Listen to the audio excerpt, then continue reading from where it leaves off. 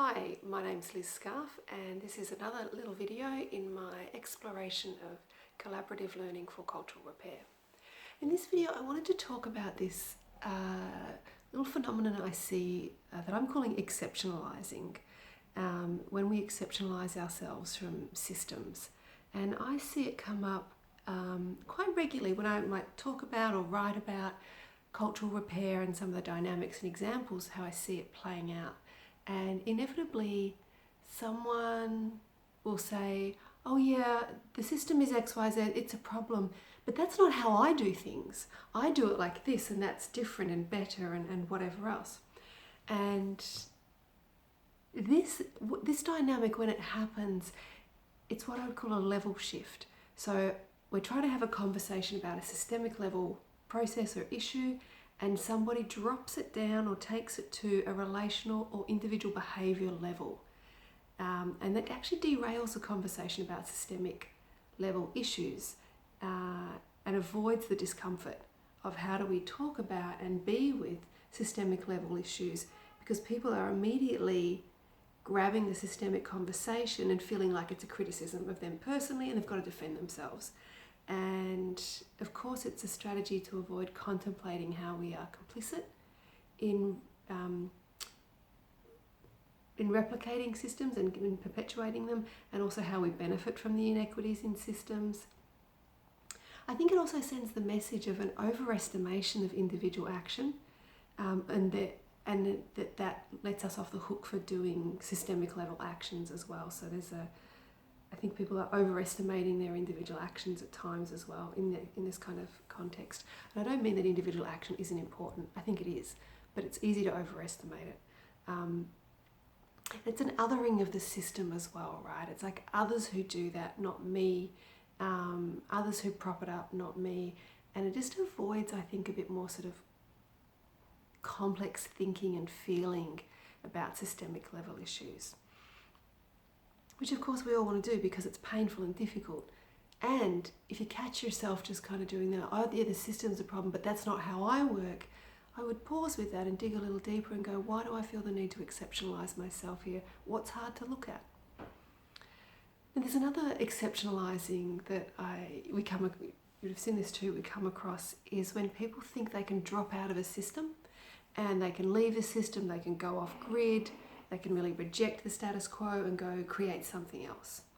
Now, if we roll it right back to basics, every square centimetre of this planet, the land, the water, the ice bodies, it's like all of it is overlaid by Lego political systems of ownership and access rights. So you can't actually go anywhere on this planet and not be part of a cultural system. So narratives of rejecting the system, I think on one level are a bit delusional. Like you can't get out of these systems, right? We exist in them in one way or another. We can influence them and make decisions about how we participate in them to certain degrees, right? But this whole dropping out of the system doesn't really exist. But what I do think is happening when people are doing that is I actually think it's a signal of disempowerment, because often when people are doing it, there's a certain kind of self-righteousness or energy in it that looks like somebody is trying to build power and build through feeling special, through feeling exceptional and better than and more clued in, having more insight, having more courage and bravery and capacity to buck the norms kind of thing. So feeling special and powerful, but it's not very grounded power, which makes me think it's disempowered, right? To have to go through all this kind of like, yeah, I'm doing this thing and I'm rejecting it, blah, blah. And, I'm all for people gaining more power, but this kind of power, it doesn't usually play out well in people's psychology or their social impact. And so I do think whenever we notice ourselves getting in that, yeah, I'm going to reject the thing and the blah, blah, blah, like noticing what we're doing, I'm needing to get more power. I don't actually feel powerful enough in this system. I don't feel powerful enough to change it. This is kind of true, right? It's like individually we are not individually powerful enough. It is collective effort and collective work, collective change that changes systems, really. It's not individually. So I just think noticing when we do that, I mean, we all, I think, have tendencies and experiences of exceptionalizing ourselves. I do it regularly around mental health, right? Like, I'm a psychotherapist, but my approach is non-pathologizing. It's about meaning and learning and growth. It's not actually about fixing or healing or so the idea of being a mental health professional doesn't really sit with me because I don't really go in for mental health constructs. And when I think like that, and that's true about my approach, but there's also a way in which that kind of exceptionalizes myself from all the issues of the mental health sector. And so I catch myself at times going, yeah, what am I trying to achieve with that exceptionalizing?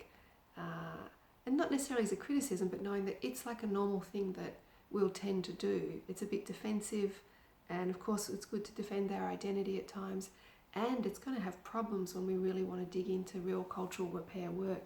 If we cannot catch ourselves and question ourselves in these moments of exceptionalizing, we are so at risk of replicating patterns of dominance and harm because we're not going sort of deep enough in our analysis and our explanation. I think that's all I want to say about exceptionalizing, this sort of tendency to do it. Yeah, I'm sure there's so much more to say on this topic, and yeah, if you have thoughts about it, leave them in the comments. That would be great. I'd love to learn more about how you've experienced it, or you see it, or you kind of notice yourself doing it sometimes, and what you might learn when you catch those moments and dig into them a little more. Okay, thanks for watching. Bye.